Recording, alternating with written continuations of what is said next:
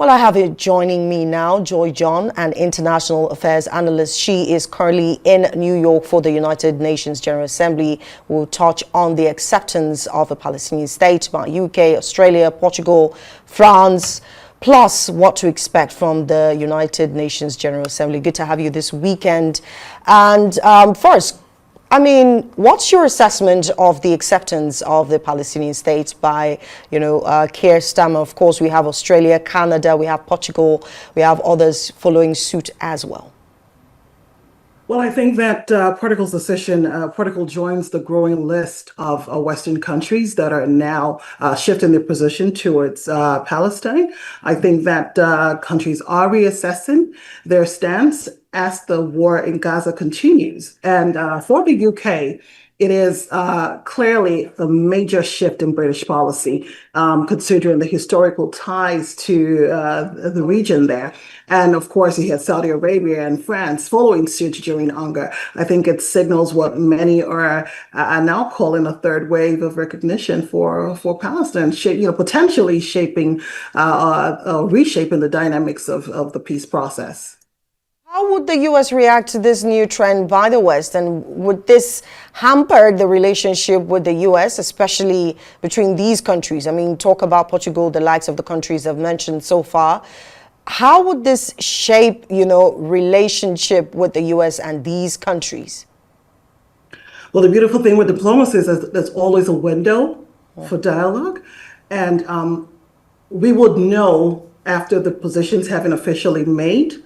It's not something I would want to rush to provide a response to, but with the Trump administration, would like to see how they take it and see what position or statement they will make to the General Assembly. Joy, it's very obvious that Trump is totally against, a Palestinian state. That is very obvious. It's clear crystal. But how would this decision to recognize Palestinian state make Hamas go away? One thing that, the UK Prime Minister has touched on is the fact that once there's a Palestinian state, Hamas would go away because they will no longer be recognized. Secondly, is with the fact that, Emmanuel Macron, president of France, has also said the same thing, that Hamas would definitely be defeated if there's a Palestinian state. Can you help us understand how that works, or from what perspective they're speaking from? The two different leaders?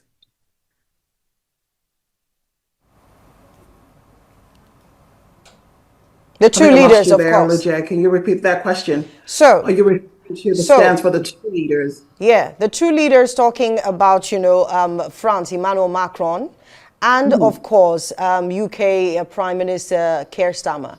They've said the only way for Hamas to go is to recognize a Palestinian state. So I'm asking the question, from what perspective are these leaders coming from? How do you make a terrorist organization go away when you recognize a Palestinian state? Well, it's clear that you cannot really make them go away overnight. It's not something that would happen overnight, Olujay. There is a process. So the starting point is those showing support. And then I'm sure that there will be dialogue to see if they could mediate some kind of peace. But it's not an overnight, there is no sequence. There's no guaranteed sequence here. We'll just have to watch it as it unfolds.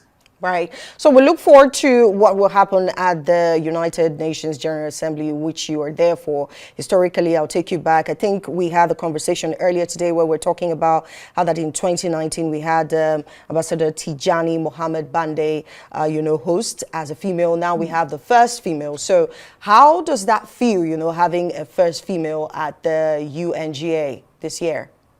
Well, I think it's historic. I am rooting for her presidency. I would love to see her succeed and have a stress-free General Assembly session. It is a tough job for them, but I'm sure she's equal to the task. Before this role, she was the foreign minister for Germany. She does have that experience, a very vast experience. And Annalena is one who is tough on issues. So it's going to be interesting to see how it unfolds for them. Historically, she's only the fifth woman to hold that position. This is a rotational position. And for Europe, she's the first woman ever. And I think this not only signals the UN's commitment to gender equality, but also that recognition that women's leadership strengthens consensus building in these very complex times, because it's a different set today. You can't go back to 2019. Now we have wars in Ukraine. There was no war in Ukraine in 2019. Now there's the issue in Gaza. So there are complex situations that she will have to attend to, and more, throughout her presidency. I can tell how excited you are about Annalena Baerbock being the one, this time around. But historically, what has been achieved in previous years by the United Nations General Assembly, and how impactful are these conversations? Indeed. Historically, it has been a forum that advanced, decolonization, or set human rights standards, and gave small nations, or smaller countries, equal footing. In the United Nations General Assembly, every country is equal. None is bigger than the other. Every country has one vote. Many landmark global agreements have been made, from health to the climate, all took root in the General Assembly Forum. I will take, you talked about 2019 earlier on, and into COVID. Despite the pandemic, and under the presidency of Ambassador Tijani Mohamed Bande, astute diplomat and public administrator, what the UN proved its resilience by convening critical meetings virtually during an unprecedented time that the world had witnessed, ensuring that multilateral diplomacy did not come to a halt, even when the world was almost divided. It was skeletal. I remember being in New York during that period. It was a different ball game, but still the UN was able to convene where they had to and attend to issues. So historically, they've done a lot, Olajay. They have.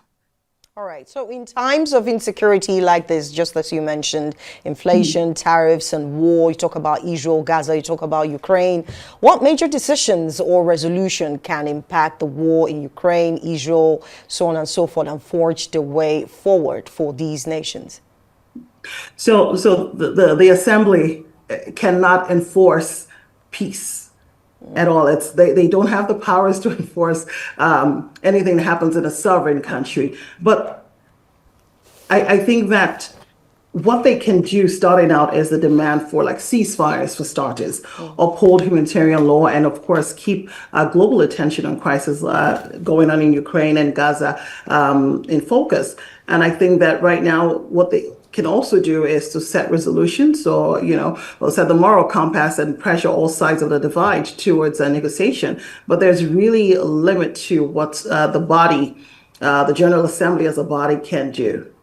So then we're looking forward to, Trump, in attendance. That's to come Tuesday, right?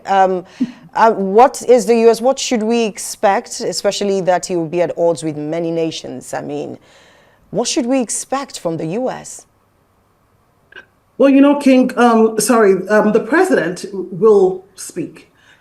I don't have feelers of what he is likely to tell the General Assembly, but I think the world is watching. I am also excited and looking forward to hearing his position on issues, especially as his allies are tilting towards supporting Palestine statehood. So that is one address that the world is I'll say many followers of international relations and foreign policy are keen on watching or listening to see his position and where the U.S. as a whole will take it. But I will tell you that on ground, it's divided. We're just going to wait and see what the president wants to tell the world. Right. We look forward to Tuesday, because the predictions that he'll be speaking on Tuesday. And of course, the United Nations General Assembly, we talk about the SDG goals a lot. Let's see what comes out of it. Thank you so much, Joy John, for making out time to join us on Arise America. She's an international affairs analyst.